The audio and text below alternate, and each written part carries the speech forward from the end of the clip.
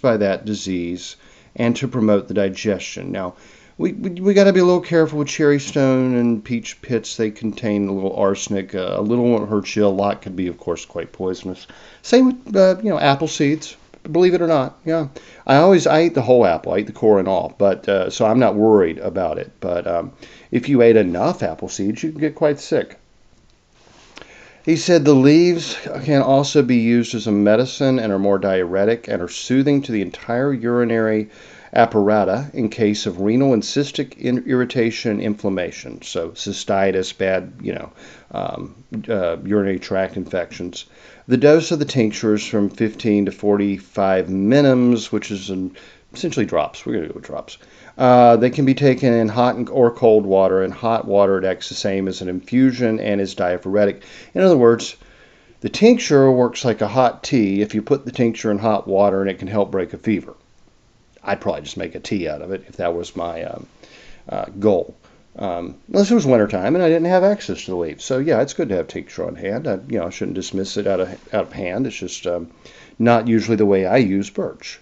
King's American Dispensatory in 1898 says, actions, medicinal uses, and dosage of birch, gently stimulant, diaphoretic, that again means helps break a fever, and astringent, used in warm water infusions whenever a stimulating diaphoretic is required, also in diarrhea, dysentery, cholera, etc. A decoction or syrup of it forms an excellent tonic to restore the tone of the bowels after an attack of dysentery. Said to have been used in gravel and female obstructions, oil of birch will produce a drunken stupor, vomiting, and death. So you know how I always say don't use essential oils internally? Yeah. You definitely don't want to consume internally the oil of birch, at least in whatever amount will cause stupor, vomiting, and death. But it has been used topically in gonorrhea, rheumatism, chronic skin diseases, dose of 5 to 10 drops.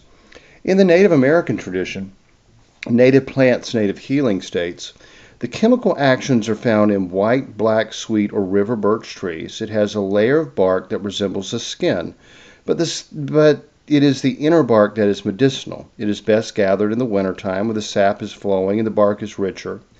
There is less chance at this time of the bark having insect or fungal damage. I actually usually gather mine in the spring. Most tree barks I will gather in the spring, but I do get his point here because of the bugs and such. As with other barks, it is best gathered when the days are 40 degrees or higher Fahrenheit, and the weather makes the sap rise. So again, he's saying early spring, so I don't think we have much disagreement. This timing varies according to the droughts and is dependent on the water levels and the phases of the moon. The bark comes off easy if there's a full moon. That's actually folklore that tends to be true. The bark does seem to come off easier at a full moon or close to the full moon. You also find that's the best time to kill a hog. Nobody really knows why, but folklore is empirical evidence gathered over centuries of human experience. It's not necessarily superstition. There's usually a good reason for it. The signature of this plant is like the skin layers of the bark. This shows that tea made from the inner bark is good for skin problems. The oils found in birch bark are very similar to those found in human skin. This makes it very soothing to rough, itchy, and sensitive skin. When made into a water-based wash, it is used externally to ease skin problems. The birch water is used as a skin wash for any type of rash, dermatitis, insect bite, or sting. It is also used as a wash for sunburn and hemorrhoids. It is good for cradle cap in children or dandruff and scaly scalp of any kind. It is useful for dogs with mange or dry skin problems and sebaceous adenitis. There we go, adenitis. Let's see. Symptoms of itching, rough, scaly skin, and even hair loss. So, Native American and German tradition, very similar on that. Again, empirical evidence from people in different parts of the world that weren't comparing notes, so to speak. The water can be used as an aftershave. It is used on elderly people who develop thin paper-like skin. If you've ever been, if you've ever been around elderly people with skin sores, bed sores and stuff, yeah, it can be very helpful. It is used once a month on invalids and elderly as a preventative to keep the skin toned. It can be used for poison ivy and other itchy rashes. The leaves made into a tea. The tea used externally, 1 cup doses is internally. The tea is used internally in 1 cup doses as a mild calmative and diuretic. It is used to induce sleep and calm stress, and is very good during menses and for PMS. The tea taken to calm the lower back nerves during bouts of sciatica. Now that's interesting. I'm assuming it's the salicin, the aspirin type properties. I've been having horrible sciatica the past couple of weeks. I probably need to give that a try. Yeah, the birches are just now starting to bud out, so I probably will give that a try, actually. A bath with a little tobacco in the water is actually like really good. So between birch and tobacco, you can really help some sciatic issues. Just always be careful with tobacco, as you know, it can make you nauseous and faint if you're not used to nicotine.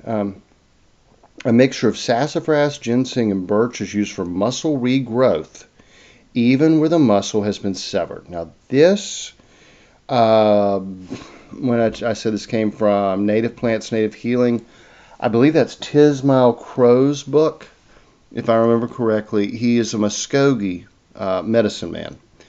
This is a remedy they use for muscle and nerve damage, like he said, severed, really severe stuff.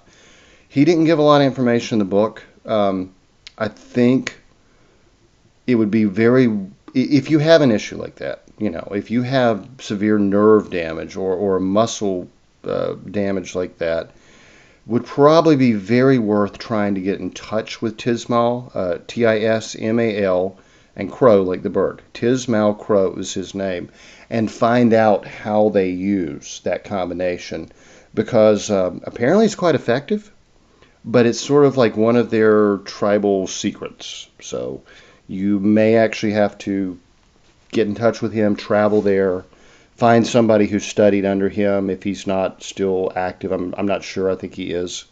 I think it definitely, especially in this time of so many horrific injuries coming out of Iraq and Afghanistan, somebody needs to be looking into that. I'll just put it that way. Mixture of sassafras, ginseng, and birch used for muscle growth, even where the muscle has been severed.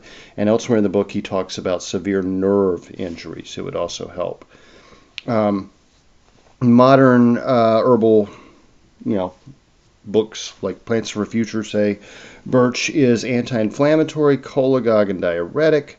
The bark is diuretic and laxative, and oil obtained from the inner bark is astringent and used in the treatment of various skin afflictions, especially for eczema and psoriasis. The bark is usually obtained from trees that have been felled for timber and can be distilled at any time of the year. Still, it's easier to get the bark off in the spring. But anyway, the buds are balsamic. That means kind of aromatic and helps in cleansing and warming. Warming is a very important part of being balsamic, as they put it. The young shoots and leaves secrete a resinous substance which has acrid properties. When combined with alkalis, it is tonic and laxative.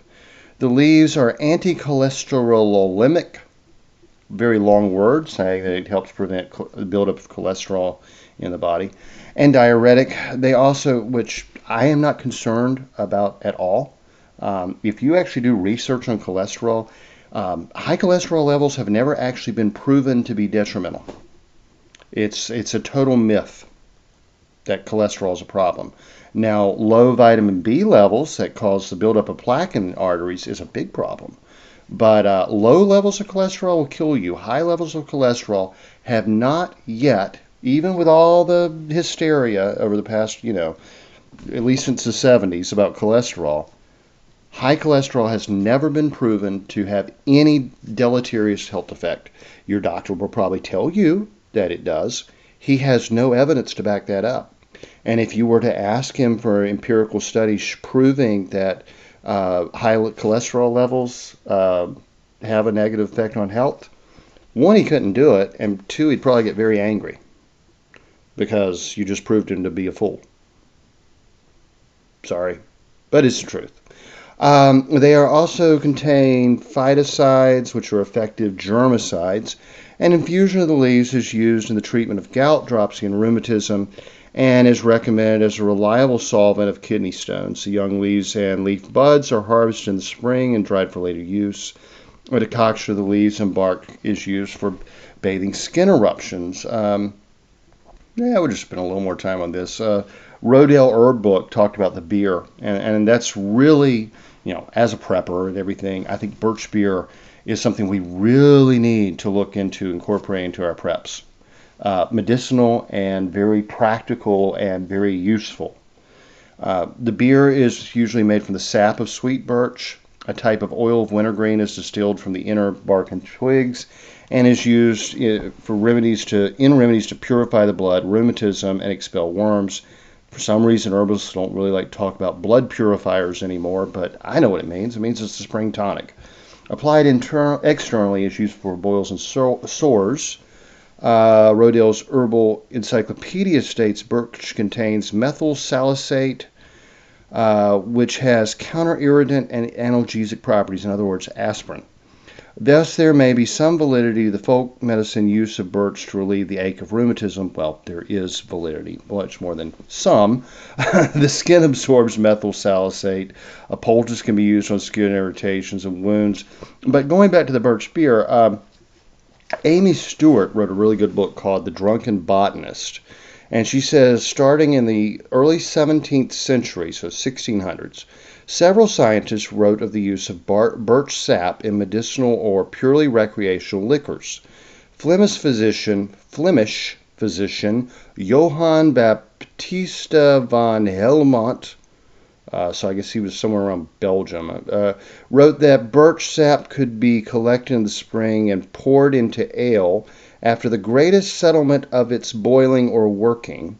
He recommends this naturally fermented sap as a treatment for ailments of the kidneys, urinary tract, and bowels. So that's a little obscure. Yule Gibbons, the great outdoorsman and forager of the 1960s, gave a great recipe for birch beer in his classic book, Stalking the Wild Asparagus. He said, measure 4 quarts of finely cut twigs of sweet birch into the bottom of a 5-gallon pot. In a large kettle, stir in 1 gallon of honey to 2 gallons of birch sap, and boil this mixture for 10 minutes.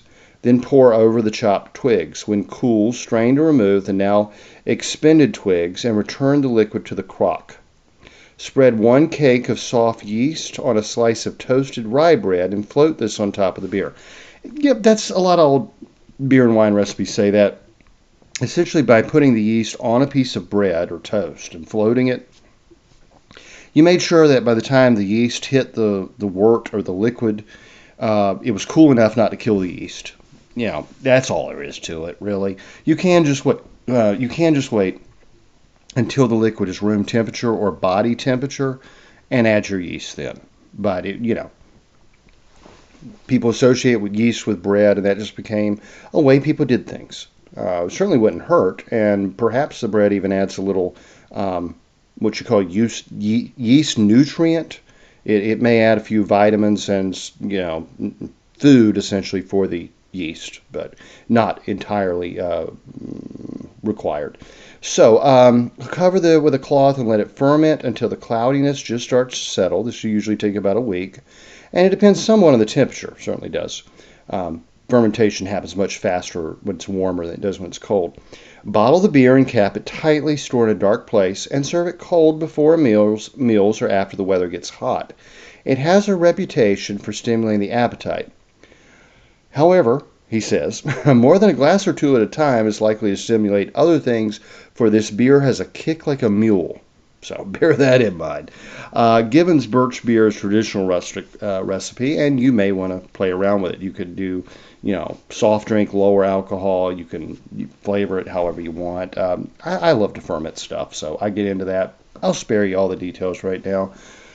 But Stephen Herod Buhner, the great herbalist who was the nephew of the Surgeon General, said in his book, Sacred and Healing Herbal Beers, methyl salicylate, the main active ingredient in birch sap and the herb wintergreen, has the delicious and easily recognizable taste that we call wintergreen. Methyl salicylate is similar to aspirin. It is strongly analgesic and anti-inflammatory,